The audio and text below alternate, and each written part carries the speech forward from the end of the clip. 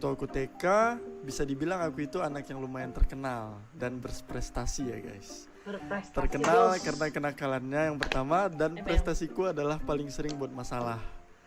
Dan yang aku ingat, waktu itu aku pernah melempar batu kepada temanku dan headshot. Hari-hariku di TK selalu dihukum dan berdiri di depan kelas. Lalu aku beranjak ke SD, namun kenakalan dan kebandelanku masih terbawa. Nah, pas kelas 2 SD lah aku mengenal yang namanya komputer. Aku di sini langsung ke warnet, dan game pertama yang aku maini adalah The Great Merchant. Lalu aku main Dota 1 juga, dan akhirnya hari-hariku di masa SD kebanyakan bermasalah. Sering bolos sekolah dan ke warnet buat main game-game yang aku sukai. Dan akhirnya aku pun lulus SD, dan waktu libur panjang kuhabiskan dengan terus bermain game-game yang kusukai. Waktu SMP aku dimasukkan ke pesantren sama ibuku. Awalnya aku itu ngerasa di pesantren itu kehidupan bakal enak, jauh dari orang tua dan bebas. Tapi itu semua gak sesuai sama ekspektasi aku. Dan akhirnya aku gak kuat karena kehidupan di pesantren rupanya gak bebas, berusaha mandiri, dan lain-lain. Lalu waktu aku naik ke kelas 2, memutuskan untuk pindah sekolah ke SMP biasa. Di situ aku senang banget karena aku bisa dapat kebebasan. Dan ibuku membelikan aku komputer supaya aku gak mengulangi kebiasaan aku dulu yang sering bolos, dan ternyata semua tidak sesuai harapan, malah jadinya lebih parah. Waktu itu aku sampai bolos 3 bulan, dan ibu aku sering banget dipanggil ke sekolah. Tapi pada akhirnya aku pun masuk ke sekolah lagi seperti biasanya, menjadi anak baik. Waktu itu dengan uang jajanku yang 7.000, gimana caranya aku harus nyisihin duit buat main warnet, makan, dan ongkos. Terkadang aku ngasih uang kurang ke supir angkotnya, dan akhirnya supirnya marah-marah. Terkadang juga aku bela-belain jalan kaki supaya bisa sisihin uang untuk main warnet. Masuklah aku ke masa SMK. Jurusanku multimedia. Waktu aku kelas 1 SMK, mulailah kenal yang namanya naksir sama perempuan. Waktu itu aku percaya diri karena kegantenganku, dan aku cukup ngerasa banyak yang naksir. Widih. Sampai-sampai aku ngerasa bude kantin pun naksir sama aku. Waktu itu aku pernah dekat sama kakak kelas juga, dan itu agak lumayan sih perbedaannya. Dia kelas 3 SMK dan aku baru kelas 1. Nah, disitulah aku mulai jarang banget yang namanya main game. Tapi karena kelasku di jurusan multimedia kebanyakan murid perempuan, dan setiap harinya ya mainnya sama perempuan. Terus aku tuh mulai bosen, jenuh, gak tahan. Akhirnya ya aku pindah ke jurusan TKJ atau IT guys ya. Dan di kelas 2 SMK aku udah gak deket lagi sama kakak kelasku. Akhirnya bebas bermain dengan teman-teman cowok di jurusan itu, dan bisa seru-seruan, asik lah pokoknya ya. Waktu kelas 2 SMK, ibuku dan adikku pindah ke Singapura untuk ikut ayahku. Mereka pindah ke warga negaraan, dan akhirnya aku tinggal sama nenek aku. Dan disitulah aku mulai balik lagi jadi anak yang rajin ya guys. Rajin bolos, rajin main game, dan kerajinan-kerajinan lain lah pokoknya. Balik lagi lah aku kayak dulu, itu aneh lah. Ditambah aku lebih suka menyendiri, main sendiri, karena fokusku hanya untuk main game. Sampai aku akhirnya gak punya teman dan aku menutup diri. Sering orang bilang tuh aku tuh introvert saat itu. Aku bolos sekolah sampai 3-4 bulan. Aku gak punya teman karena dijauhin, dan makin gak enak rasanya jalanin hari-hari di sekolah. Akhirnya bolos, dan bolos. Bermain game sampai lupa waktu, itu sudah menjadi hiburan terbaikku saat itu. Masuk di semester 2 kelas 2 SMK. Disitulah aku merasa dapat musibah guys. Ayahku meninggal, dan itu menjadi suatu pukulan berat buatku. Aku harus naik bersyarat dan pindah sekolah karena banyaknya masalah-masalahku. Setelah itu, suatu hari aku bertemu dengan seorang wanita di depan rumahnya. yaitu Tiora yang sekarang sudah menjadi istriku. Waktu itu aku berkenalan sama dia dan selang 2 hari aku menembak dia dan headshot. Nggak bercanda ya. Aku menyatakan perasaan sama dia dan akhirnya berpacaranlah aku dengan dia. Namun selang 1 jam aku diputusin tuh. Intinya masa-masaku dulu penuh dengan hal suram guys. Namun setelahnya aku mencoba meyakinkan dia. Akhirnya dia pun mau. Jujur aja saat itu aku butuh banget yang namanya pendamping dan membutuhkan sosok yang dapat menemaniku. Yang bisa gantiin sosok ibuku dan adikku karena aku jauh dari mereka. Di kelas 3 SMK, guru dan ibuku selalu mengingatkanku, yang penting tuntaskan dulu SMK dan setelahnya aku bebas mau ngapain aja.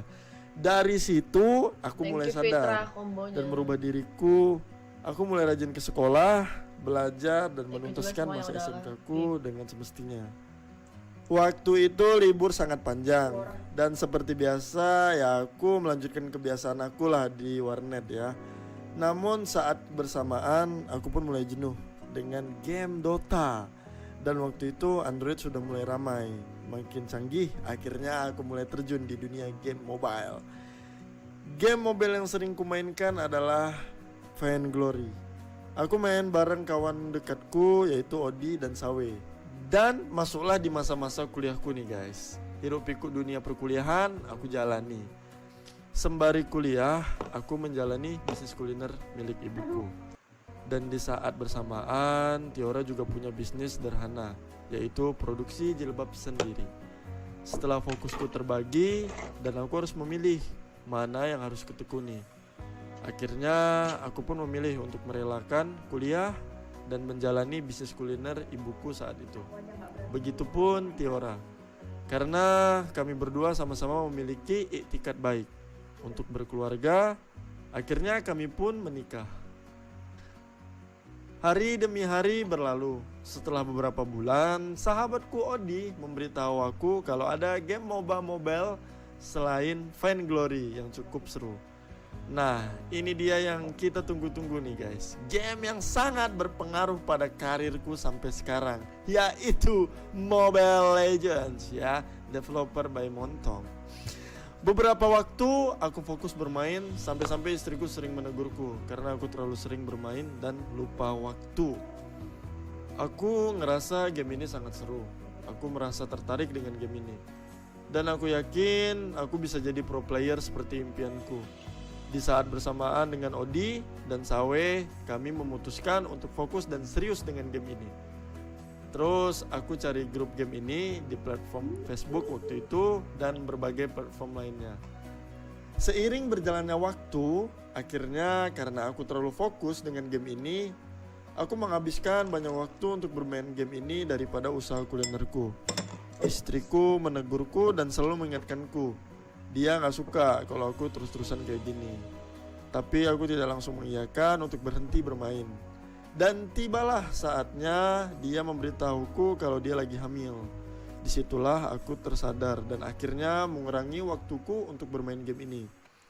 Setelah itu, aku mencoba mendaftar ke squad dan masuklah aku dalam squad pertamaku yaitu F15. Beberapa minggu aku bermain di F15 dan aku menawarkan diri di squad 404 NF. Dan waktu itu karena kebanyakan member, kami dikelompokkan menjadi 8 kelompok. Dan aku di posisi paling akhir waktu itu, yaitu kelompok nomor 8. Singkat cerita, aku menjalani rutinitas dan menghabiskan cukup banyak waktu di situ. Namun aku merasa belum cukup mendapat pengalaman lebih dari squad itu. Jadi aku memutuskan pindah lagi ke squad Malaysia, yaitu Traitor. Di sini banyak sekali ilmu yang kudapat dan keinginanku untuk terus berkembang dan mendapat pengalaman semakin meningkat. Akhirnya aku mencoba untuk daftar lagi di squad nomor 1 leaderboard saat itu, yaitu Secret, dan alhamdulillah aku diterima di situ. Dan semakin hari aku semakin berkembang, banyak sekali pengalaman dan ilmu yang kudapat. Namun karena kebanyakan member dari Secret itu udah cukup berumur dan berkeluarga, Jadi kebanyakan dari mereka memilih untuk fokus dengan kerjaan dan keluarganya. Lalu aku mencoba untuk menghubungi leader dari squad Sains Indo, yaitu Kodailan. Lalu aku mencoba mendaftar dan setelah dipertimbangkan, dengan melihat statistikku, akhirnya dia pun mau menerima. Disinilah aku memulai karirku sebagai pro player. Aku bersama Kodailan, Hinel, Kocul, Hexazor, dan Mail, dan satu perempuan aku lupa namanya. Kami pun banyak mengikuti turnamen online. Dan untuk pertama kalinya, Mobile Legends mengadakan turnamen besar pertama di Indonesia, yaitu MSC 2017. Dan itu menjadi turnamen on stage pertamaku. Dan singkat cerita, kami menjadi juara 1 di MSC 2017. Di situ aku nggak nyangka bisa ada di sini dan menang. Namun aku percaya semua itu berkat kerja keras, latihan, dan usaha kami, serta doa-doa dari keluargaku dan semuanya. Setelah itu, kami mewakili Indonesia untuk MSC Southeast Asia yang akan diselenggarakan beberapa bulan setelahnya. Namun, sepertinya belum rezeki kami untuk menang waktu itu. Lalu aku bertemu Warpath dan juga Just No Limit waktu itu yang baru masuk ke Saints. Saat itu, Warpath adalah top global season 5 dan lebih dulu mengenal dunia YouTube. Akhirnya aku penasaran dan aku banyak belajar tentang YouTube dari dia. Di satu sisi, Sense juga udah jarang latihan dan akhirnya aku mencoba untuk membangun YouTube channel dan collab dengan Warpath.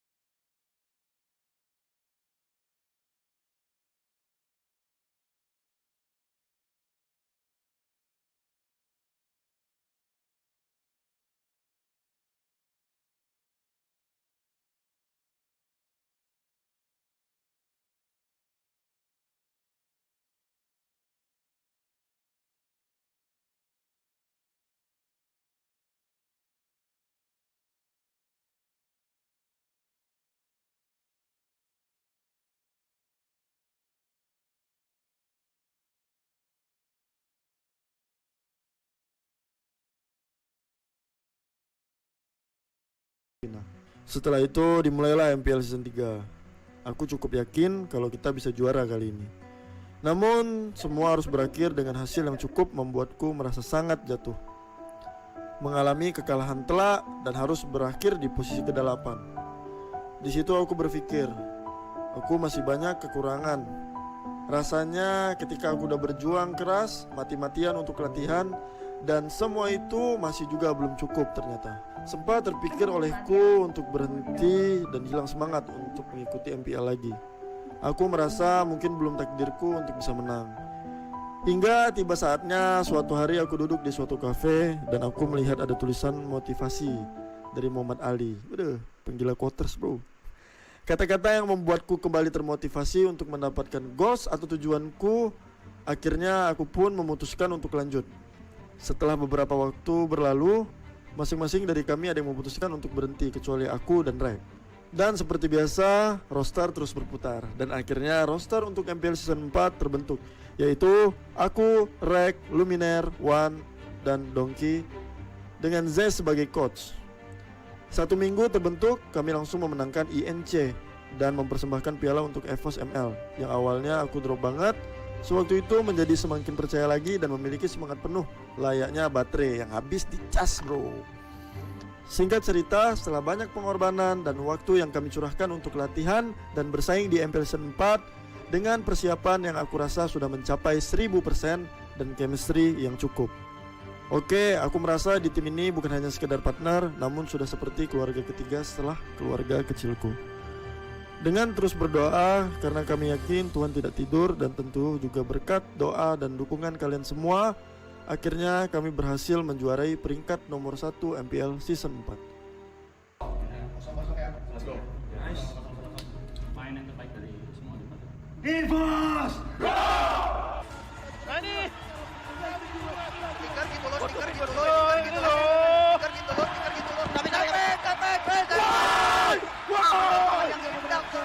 FPL Indonesia.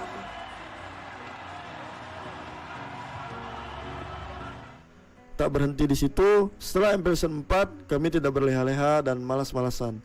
Terus berlatih lagi dan berdoa, karena yang ada di hadapan kami adalah hal yang lebih besar dari ini, yaitu turnamen M1 World Championship dan SEA Games 2019 cabang Mobile Legends. Tiba saatnya M1 diselenggarakan di Malaysia. Aku nggak nyangka bisa sampai berada di titik ini, di mana ini adalah ajang kompetitif berskala dunia. Melawan banyak tim-tim hebat dari berbagai negara, kami pun berhasil masuk ke tahap final. Di sini aku merasa kesabaran dan mental kami sangat diuji. Berkat doa kami, doa keluarga, dan doa dari pendukung kami seperti mendapatkan keajaiban yang selama ini belum pernah kami rasakan.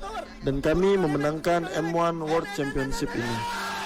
EVOS Legends become a legend for M1 Mobile Legends Backman World Championship 2019. EVOS Legends begitu menggila, seperti yang KB katakan juga. EVOS Legends menuakan suatu hal yang luar biasa tentunya. Perjalanan mereka begitu menggila sampai pada titik ini.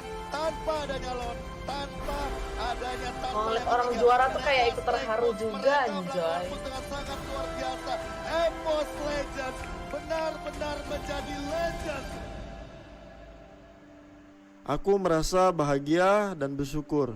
Akhirnya Tuhan mengizinkan kami untuk mengangkat piala M1 ini. Alhamdulillahnya aku berkesempatan untuk mewakili Indonesia di ajang SEA Games 2019 di Filipina, yang belum tentu ke depan